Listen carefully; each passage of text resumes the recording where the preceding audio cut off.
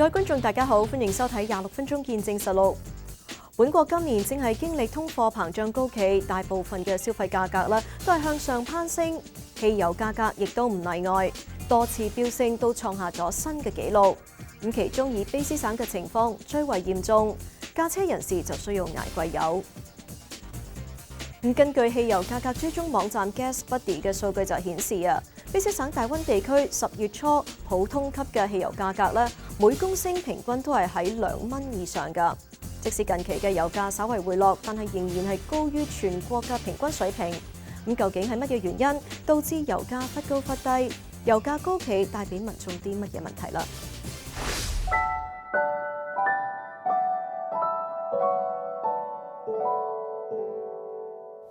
？Mary 同佢嘅丈夫喺卑詩省大溫地區經營地產以及物流公司。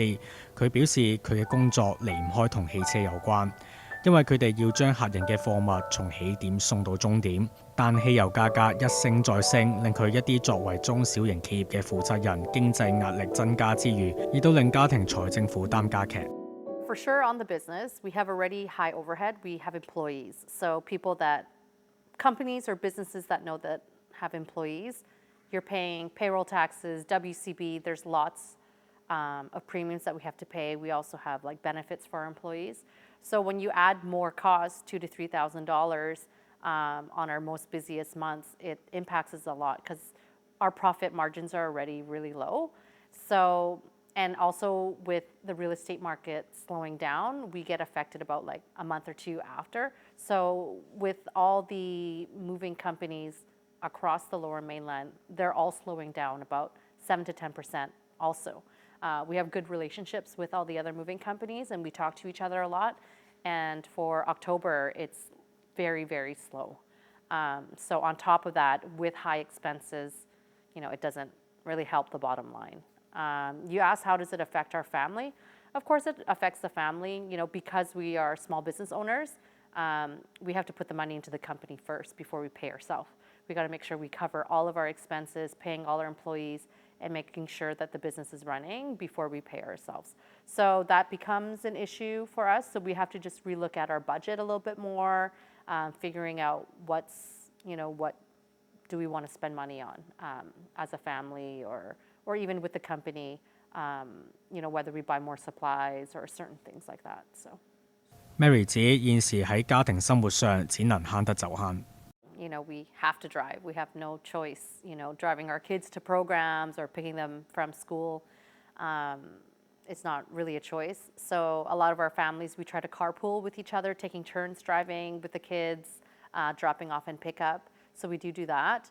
但係喺生意同埋工作方面，由於佢所營運嘅係一間運輸物流公司，因此唔能夠避免唔開車。We have no choice. We have to do our job, and the job is to get from A to B. So for us, it's no issue. You can't drive slower or not use as much gas. The mileage is still the same. So that, unfortunately, is not something we can do.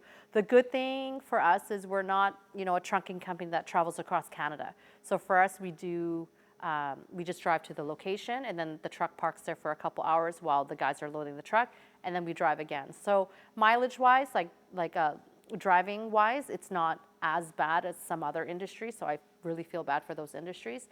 But for us, we have giant trucks, and they have 2 tanks on each side. Each tank used to cost $100 each side. Now it's almost $150, $200 on each side. So we're doubling on the gas prices, and it's just really difficult. 油價飆升所帶嚟嘅壓力避無可避。Mary 就話只有喺其他營運成本上作出調整。We're looking at maybe trying to be more efficient in some areas of how we're working to kind of do our estimates and quotes a little bit more efficient. We do a lot of packing supplies, so trying to reuse a lot of the supplies. We've always reused a lot of our supplies for back boxes. We promote that always. We'll pack. Some clients prefer brand new boxes, which is no problem, but we also give the option to other clients that if they want to reuse boxes and packing supplies, we can reuse it over and over again so that our wastage, our footprint isn't that high. And a lot of clients opt in for a lower cost of reusing boxes because they're still good condition boxes. It just has some writing on it already. So we do that. A lot of people talk about cutting back on marketing. So we're going to look at that a little bit. Will it make a difference? Or should we be cutting back? With this feel of recession coming, we don't want to lose our marketing because it's important to keep it going. So it's a lot of decisions we'll have to think about and see where we can cut back. But 卑斯省民今年內正經歷一次又一次油價飆升，而多次飆升都創下新紀錄。雖然汽油價格最近有輕微下降，但仍然高於全國水平。根據汽油價格追蹤網站 GasBuddy 數據顯示，卑斯省大溫地區10月初每公升平均汽油價格都喺2蚊以上，其中喺10月7日汽油價格每公升更高見2個3毫9，相比同期多倫多汽油價格每公升1個6毫6，高出7毫3。就以一架能夠裝滿50公升汽油嘅普通私家車為例，喺大溫地區入油需要支付119個半，但若果喺多倫多入油就需要支付83蚊，相比大溫地區節省超過30蚊。兩個地方同樣都係加拿大，點解大溫地區相對上油價特別高？卑斯大學商學院副教授 Werner and Twyler 認為源於本地供應鏈問題以及煉油廠維修因素所導致。We see price movements coming really from two sources, the global oil markets as well as local supply chain issues, especially the refineries and pipelines and the logistics at the downstream end of production, as we usually call it. Now, what we have seen with international oil markets, of course, has been a significant volatility since the beginning of the year due to the situation in Ukraine and the repercussions it has on oil supply. And we have seen prices as high as $120 a barrel, but at the end of September, they actually had fallen below $80 a barrel. So you can see $40 movements here are very significant, and that translates into pretty large price swings at the pump as well. But what we have seen in the last 2 weeks is rather different. It is coming from local sources because we had seen refineries undergoing regular maintenance, and therefore they were shut down for this time. That often happens, especially at the end of the driving season. September is usually a good month for this, simply because demand is not quite as pronounced. Inventory has been building up earlier. And eventually, so when something unexpected happens, as it did, we're running out of inventory, and then we see supply shortages. What happened unexpectedly were outages in refineries in Washington State at the Ferndale refinery. 佢亦都指出，大溫地區相對上比多倫多汽油價格高，呢一個係因為汽油供應來源有所不同。When we are looking at oil supply in Eastern Canada and Western Canada, there is a significant difference.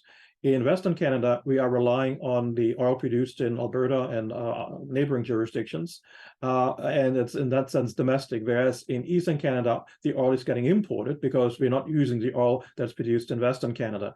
And so the price movements follow different patterns, in part because of the different supply sources for the crude oil that is being refined in those places. So some of these variations are coming from differences in the global prices for refined product coming through over the Atlantic Ocean and the oil that is being produced in North America, and including the oil from Alberta. So these oils also have different quality levels. For example, we are producing so-called heavy crude in Western Canada, whereas what we are importing is mostly light crude. And so all of that combines to driving a price wedge between Western and Eastern Canada. 對於汽油價格飆升嘅議題，加拿大納稅人聯盟卑斯分部總監卡森邊達認為問題源自於政府政策，佢亦都批評政府處理手法軟弱。We are beating record after record after record when it comes to gas prices here in Vancouver and across the Lower Mainland. And the biggest factors that we're seeing that directly cause that massive price are John Horgan and Justin Trudeau's out-of-control gas taxes. So we're paying about 75 cents a liter in gas taxes every single time we fill up our vehicles.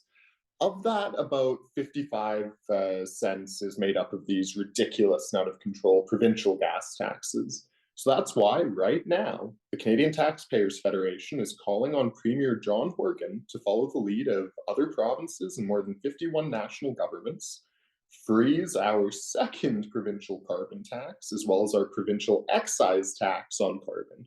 Now, that would save Canadian families about $20 every single time they fill up their minivan.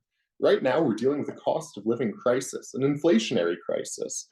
$20 is real money for a lot of Canadians. That's a roast chicken dinner with all the fixings for a family of four. John Horgan leaving gas taxes this high right now, it's cruel, it's mean. And frankly, it shows British Columbians that his government is asleep at the wheel when it comes to affordability, which they like to talk about so much. 卡遜邊特認為汽油中加入混聯稅，亦都係另一個唔合理嘅做法。Yeah, the TransLink tax is absurd. I mean, it is truly a ridiculous cash grab by our provincial government. Even when you're choosing not to take the bus, you're paying to take the bus. We have been calling on the government to reduce the outrageous subsidies they provide TransLink since prior to the 2015 referendum under my predecessor, Jordan Bateman. And it's something we remain deeply concerned about. There is no reason why British Columbian taxpayers here in the Lower Mainland should be paying 18.5 cents per litre to TransLink. 一連串嘅因素令到汽油價格上升，再加上卑詩省仍然相對上徵收重油稅，唔少中小型嘅企業生意表現受到影響。政府喺油價嘅議題上係咪應該負上責任呢？當局現時又採取咗啲乜嘢嘅措施為公眾解困呢？我哋下一節翻嚟再睇。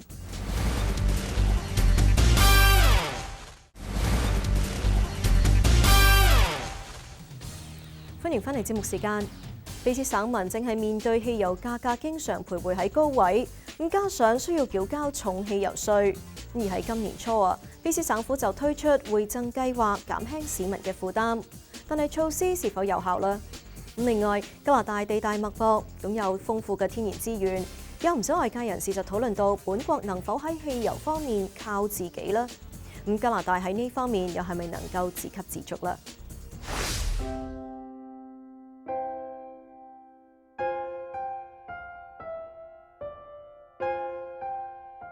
？That we'd be able to provide a one-time relief payment of $110 to personal drivers and up to $165 for commercial transportation. These small contributions will be large for many people across British Columbia. 為應對油價高企以及通貨膨脹，卑詩省府喺今年3月作出呢一項相關政策，為民解困。但措施出台之後，市民反應不一。作為中小型企業公司負責人嘅 Mary 又點樣睇呢個政策呢？ No, I don't think so. I think it's kind of a little band-aid. It makes you feel a little bit better, but it doesn't do anything. 160 fills up half a truck for me. So for me, that doesn't make a big impact at all. What can the government do? It's a great question. I don't know. Do I feel that we get a lot of support as a small business? We definitely get taxed a lot in every way. And when you try to run a proper business and follow all the rules of CRA, it's a lot of tax, and it's very difficult to survive as a small business. Definitely on the small business side is figuring out the taxes a little bit. For us, I feel that like our payroll taxes are a lot. I don't know if that's something they can, lower, or with the GST that we have to deal with. That there's a lot of year-end stuff that we're thinking about right now because our year is ending. So I just don't know if there's anything they could do about that. I don't know if there's rebates that will help at the end of the year, maybe some sort of incentive that businesses can do. We tried to apply for a bunch of grants. During COVID, there was a lot of subsidies that the government provided, which was very helpful. It helped keep our business alive. But I just don't know if it helped in the long run because, as some, I don't want to say it, but like the recession, everyone's saying the recession's coming or is here already, post COVID. So I honestly don't know what the government can do. 根據加拿大納稅人聯盟嘅油價稅項分佈數據顯示，目前卑詩省大溫地區所徵收嘅碳稅同埋運輸稅係全國排名第一。對比其他省份，包括安大略省以及亞省，當局已經取消又或者凍結相關稅項。聯盟卑詩分部總監認為，省民喺面對高通脹以及高油價嘅情況底下，省府需要負責任。Right, and so there's a very simple answer to that, and that's the 55 cents we're paying in provincial carbon taxes. Now, Premier Ford in Ontario, he took the lead in his province in dealing with the affordability crisis we're seeing right now, and he froze the gas taxes while prices stay at record highs.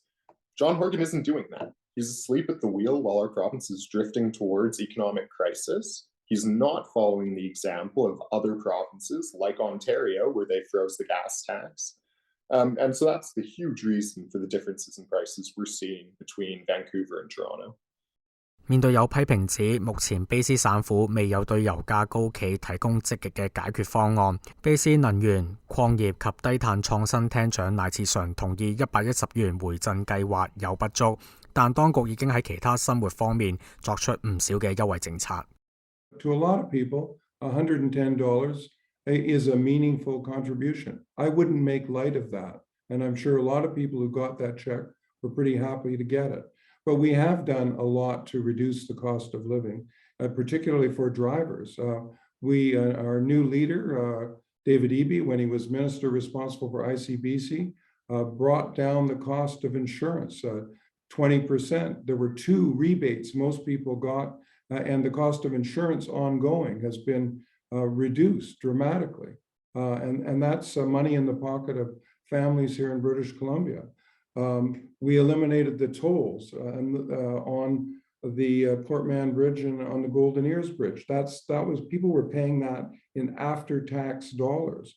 The BC Liberals wanted people to pay up to $1,500 or $2,000 a year on tolls on the Port Mann Bridge, for example, in my community. We eliminated that. So we are taking steps to expand the climate action rebate in the months of January, February, and March. Families will get an additional at least $150 a month, depending on their income level. We're increasing the family benefit. That's for people with children under the age of 18. They will be getting more. We've provided for in the area of transit, and this is a big deal for people who take transit, free transit for children 12 years and under. That could be up to $650 a year per child.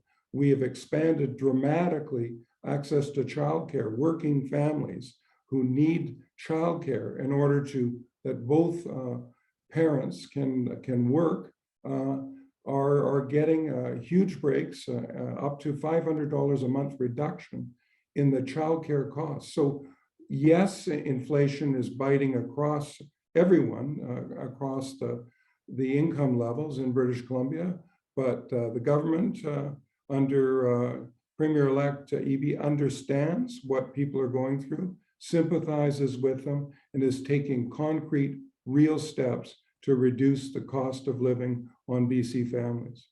不過近年民間有唔少嘅聲音認為，本國擁有豐富嘅天然資源，喺汽油價格供應上係咪能夠靠自己，令本國國民無需再捱貴油，包括興建更多煉油廠。但有經濟顧問公司主席指興建煉油廠成本高昂，佢亦都認為現時省與省之間汽油政策不一，屬政治問題。Now, building a refinery is very, very expensive today. Let's say you're building like a 50,000 barrel a day refinery. It's going to be billions or tens and billions of dollars investment. First of all, there's stringent environmental laws, and refinery has a high GHG footprint. So BC has a very high environmental stringent law. So if somebody wants to invest in BC, they'll be hesitant to invest because the environmental law gets stricter and stricter, and refinery does pollute. So it's not good for investment in BC, just off the bat. But what Canada has Quebec and Alberta produce more gasoline than they require, especially Quebec. There's a lot of gasoline produced. They sell it to the US or they sell it to other parts of Canada. What a potential option is to build pipelines to connect surplus producing regions to regions which have deficit production, meaning that Alberta has surplus gasoline diesel, BC has deficient gasoline diesel. Why don't you build a pipeline to send the product? That solves all the problem. It solves the problem. It's a very simple solution. But to get a pipeline built in this country is becoming very difficult by the day. So I'm not going to say anything. It's very political, but I'm just saying the problem, the resolution, the solutions are very simple. There's a neighboring province that produces excess gasoline and diesel. And instead of sending it to Ontario or sending it to US, why can't BC and Vancouver consume it, right? So there are options out there, easy options, but it's all political. There's no resolute answer. But it's a very simple solution. 對於興建煉油廠能唔能夠自給自足嘅議題 ，Ann Tyler 教授認為呢一個唔可行。佢指出，現今世代以汽油同埋柴油運行嘅車輛已經不合時宜，亦都唔符合本國能源發展藍圖。In fact, I would argue against it because we are looking at the demand for oil eventually dropping as we are transitioning away, as the next generation of vehicles will be electric and not powered by gasoline engines. So there is simply no appetite from provincial governments to build more capacity, or they shouldn't either, because this is not the industry of the future. Instead, we need to look at alternatives. The province of Ontario is investing in building battery production capacity and looking towards the industries of the future. And so we should do the same in British Columbia and, of course, in Alberta as well, as this industry will change. And there is no need for building a new refining capacity anywhere. In fact, as we have seen, refining capacity has come offline in the United States. And that showcases, again, that there is really no profitability in building more capacity. Well, that basically recalls a national energy policy that was extremely unpopular, and producing jurisdictions like Alberta would never go for it, for a simple reason. They want to be able to reap the benefits from world markets and whatever prices are being paid. And that's the reason why whatever we produce in Alberta isn't earmarked for consumption in Canada. It is going to international markets and it's being paid international prices. That is what all producers want. And there is just no way other than nationalizing the whole industry that would actually lead to the ability to actually set prices in that way. Some jurisdictions in the world have done that, and they have state-owned enterprises for managing their oil supply. Here in North America, we have not chosen that route. We are leaving it to the markets, but it has an upside and a downside. The upside is we get the benefits when prices are high, but the downside is we all pay the price when prices are high. 對於油價飆升，現時未有一個全面嘅解決方案之前，省內已經有唔少中小型企業敵唔過汽油價格反覆表現，需要暫停營業甚至倒閉。同樣係營運中小型企業嘅 Mary 就表示暫時冇諗過要結束生意。I don't think we would. We still have enough clientele to keep going. I think going into the slower months, we might feel a little bit more break even, kind of just getting by until we pick up in the new season. I do have a lot of faith that in the new year, it will pick up again. Right now, it's always our slow season. So we're just kind of, cutting back on staff a little bit just because we don't have as many moves. So for that, we can budget on that a little bit.